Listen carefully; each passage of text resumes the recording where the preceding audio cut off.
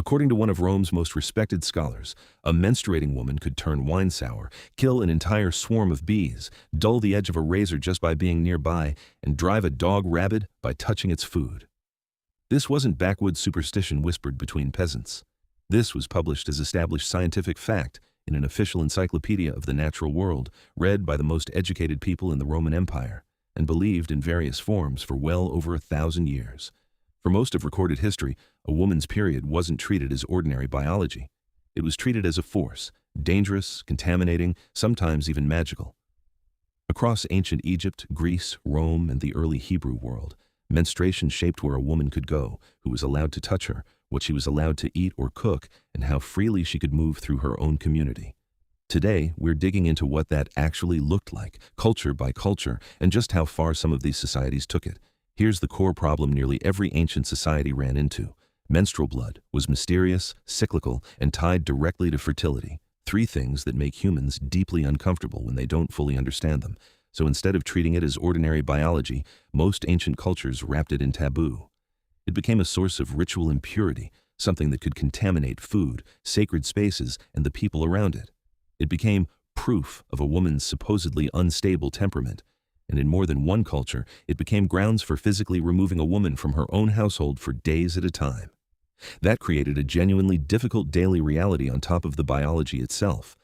Women had to manage their flow using whatever absorbent materials were on hand: linen, wool, plant fiber, moss, in societies that offered them very little privacy, guidance, or real medical understanding. There was no reliable way to wash or dispose of these materials discreetly, no shared vocabulary for talking about pain or heavy bleeding, and almost no medical texts written from a woman's actual perspective. Layered on top of that was a web of social restrictions that could bar a woman from cooking, from touching shared objects, from entering religious spaces, or from contact with other people entirely, sometimes for a full week or more, every single month for her entire reproductive life. And because ancient medicine had almost no accurate grasp of female anatomy, physicians routinely blamed menstruation itself for symptoms, illnesses, and behaviors that had nothing to do with it at all. Start in Egypt, and the picture is actually a little more practical than you might expect. Egyptian women are believed to have used softened papyrus and linen to manage their flow, and menstruation was closely associated with the goddess Hathor, protector of women. Some medical papyri from this period, like the Kahun and Eber's texts, even include remedies and diagnoses related to menstrual disorders, showing that Egyptian physicians were, at minimum, paying close attention to it. Worth noting, the popular claim that Egyptians invented an early tampon out of rolled papyrus is murkier than most articles let on. The clearest surviving textual evidence describes a linen plug used for an entirely different medical purpose. What we do know is that at the workers' village of Deir el-Medina, records show men taking days off work specifically because their wife or daughter was menstruating, suggesting the process, while still wrapped in ritual, wasn't automatically treated as shameful. Greece told a very different story. Physicians in the Hippocratic tradition believed a woman's womb could physically detach and wander through her body, drying out and causing illness, even suffocation, if it went too long without fulfilling its purpose through sex or childbirth. This gave rise to the diagnosis of hysteria, a catch-all label for female emotional or physical distress blamed squarely on the reproductive organs. Aristotle pushed the idea even further, arguing that the emotional shifts women experienced during menstruation made their character too unstable for them to take part in public or political life at all.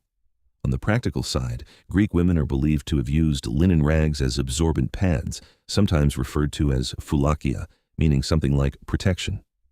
Menstrual blood itself was viewed with a strange kind of ambivalence in Greece, treated as unclean if a man touched it, yet also considered to have genuine healing properties when used in remedies made for women. Rome inherited a lot of this thinking and escalated it into outright folklore. We'll circle back to that in a moment.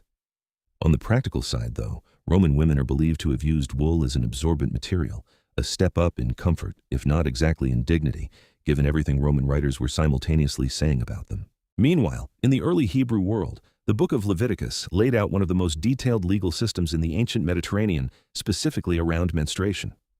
A woman was considered ritually impure, or nidda, for 7 days during her period. Anything she sat or lay on became impure by contact. Anyone who touched her, or those objects, was considered unclean until evening. Sexual contact during this period was strictly forbidden, and later legal codes treated breaking that rule as an extremely serious offense. At the end of her cycle, purification required full ritual immersion in a mikveh before she could be considered clean again. Which brings us to Pliny the Elder, the Roman naturalist whose encyclopedia, Natural History, became one of the most widely read scientific texts of the ancient world.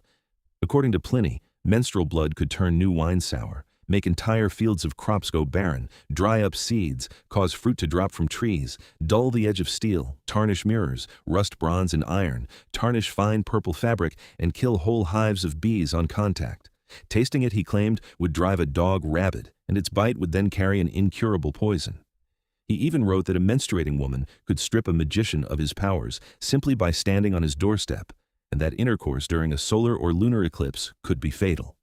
In one especially striking passage, Pliny describes an actual ritual practiced in some regions. Menstruating women would walk barefoot through the middle of farm fields, hair loose and clothing undone, specifically because their presence alone was believed to make caterpillars, beetles, and crop-destroying pests fall from the plants and die. Sit with that image for a second. Women being used as a kind of walking, superstition-powered pesticide, stripped of dignity and paraded through fields, because an entire culture had convinced itself their bodies carried a destructive supernatural force. It's half folk magic, half public humiliation, entirely built on a complete misunderstanding of basic biology. And here's the strange contradiction at the heart of it all. The same substance Pliny described as poisonous, enough to drive a dog insane, he also claimed could cure gout, fevers, and even the bites of rabid dogs if applied the right way. Menstrual blood, in other words, was simultaneously the most dangerous substance a Roman could imagine and a folk remedy worth keeping on hand. None of this was fringe belief either. Pliny was one of the most respected intellectuals in the Roman world, and his claims were copied, cited, and trusted by scholars for well over 1,000 years afterward. Put it all together, and a clear pattern emerges. From Egypt's practical but still ritualized approach to Greece's wandering womb, to Rome's catalog of supernatural curses, to the strict purity laws of ancient Israel, nearly every ancient society took a completely normal biological process and turned it into something dangerous, unclean, or destabilizing, then built entire social systems around isolating, restricting, or blaming the women who experienced it. None of these cultures had any real concept of hormones, ovulation, or reproductive biology as we understand it today. So myth, taboo, and religious law rushed in to fill that gap, and women were left to absorb the social consequences. It's a striking reminder of just how recent our modern, science-based understanding of the menstrual cycle actually is. Most of what we now take for granted about periods has only existed for a tiny fraction of human history. So which one of these shocked you the most? Pliny's killer bees, the wandering womb, or the week-long isolation laws? Let me know in the comments below, and tell me if any of these practices sound uncomfortably familiar to beliefs you've heard even in more recent history. If you want more deep dives into the strange, uncomfortable realities of everyday life in the ancient world, make sure to subscribe, and I'll see you in the next one.